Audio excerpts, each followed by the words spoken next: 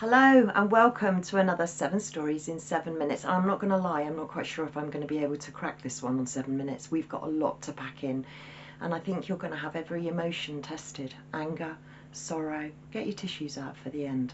Let's start with story 1, and many of you may have already heard this, is that the UK government decided to do an exercise. Did you know about this? Between the 4th and 7th of November, 600 members of the emergency services were all brought together for a large-scale chemical, biological, radiological, nuclear or explosive exercise where they tested ICDs and things, poisons, kind of reminiscent, I think, of Novichok and the Skripals, don't you think? And it's weird. You see these exercises and all of a sudden something happens. Are they telling us something in plain sight? I'm not quite sure, but they did say in there that they needed 600 people basically to do these exercises. Let's just remind you of Crisis Cast. Story 2, Crisis Cast. Who are they? Well, they simulate crisis incidents across multiple platforms for emerging security needs in the UK, Middle East and worldwide. Oh, that's handy, isn't it? Let's see who they work with, because these are actors, remember. Oh, clients and associates, would you believe?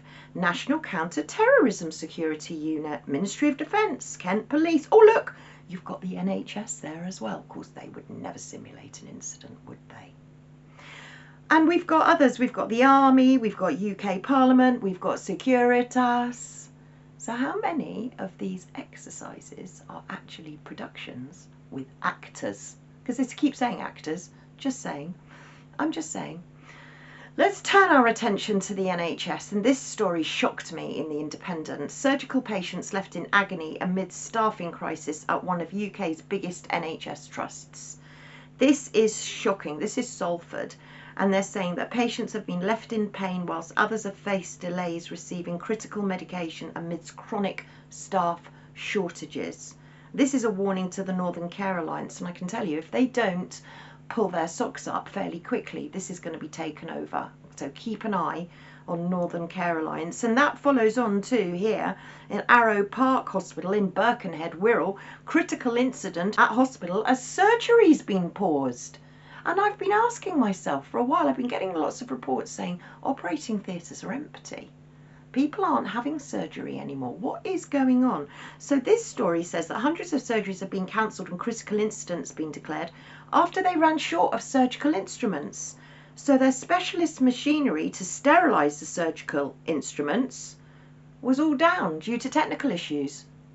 This is very strange. I remember the days of theatre sterilisation units, TSSU, CSSD.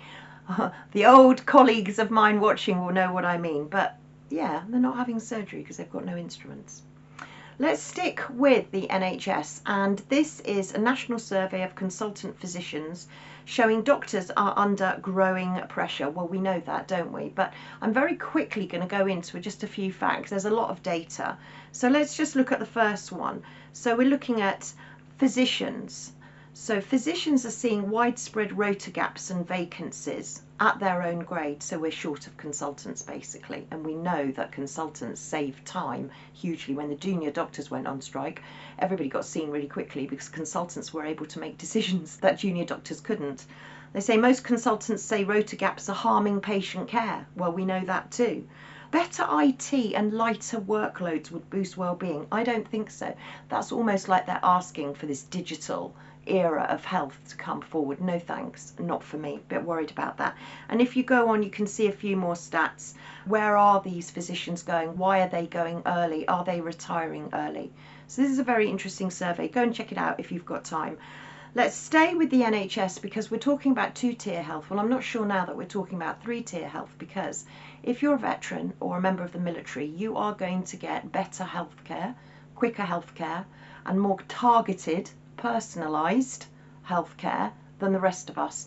And this is Health Boost for Britain's Forces as new NHS programme launches. This is the NHS's way of saying, thank you, you're a veteran, you're military, we'll give you better attention, we'll give you faster attention.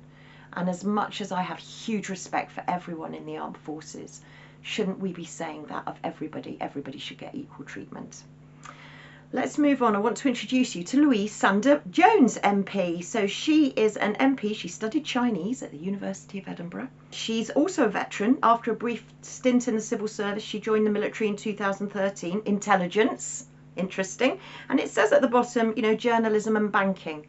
Interesting combination, don't you think? And she enjoys walking, and she's married to Jeeveen Sander. Oh, nice. Who's he? Let's look. Here's Jeeveen. Oh, he's an MP, first Sikh MP. They didn't say that in the article, did they? No, and there's a lovely picture of their wedding.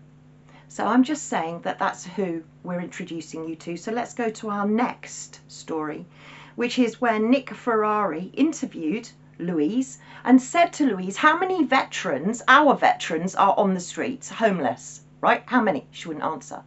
1, 2, 3, 4, how many times? She wouldn't answer. And in the end, she slipped out 3,700 veterans are on the street. This is shocking when we've got all of these illegal migrants in 5-star hotels and country houses. Sorry, can you see the smoke coming off my head? Anyway, 3,700 veterans, that's absolutely shocking, which takes us to the final story, which is Prince Philip's brave Highlanders to be evicted from barracks to make way for the asylum seekers. I'm sure Prince Philip would be delighted. The Queen's Own Highlanders Regimental Association, based at Cameron Barracks at Inverness, will be moved from the site as part of the Home Office's proposals to turn it into a home for 309 single male asylum seekers by the end of the month. And on that note, I just want to finish on something very special. You know that I watch The Auditors and Lane Auditor as well, Lane Audits in particular. Now, Lane has got an amazing voice, and I think that this should be the Christmas #1. Get your tissues ready. Thank you for watching, thank you for listening, and through all the tears, don't forget, keep smiling. The boats keep coming, rolling on the sea.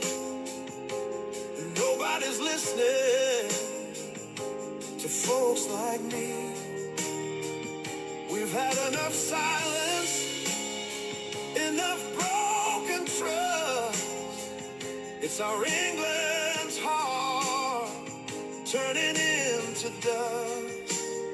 So I sing by the fire as the daylight fades of the land I remember and the price we've paid.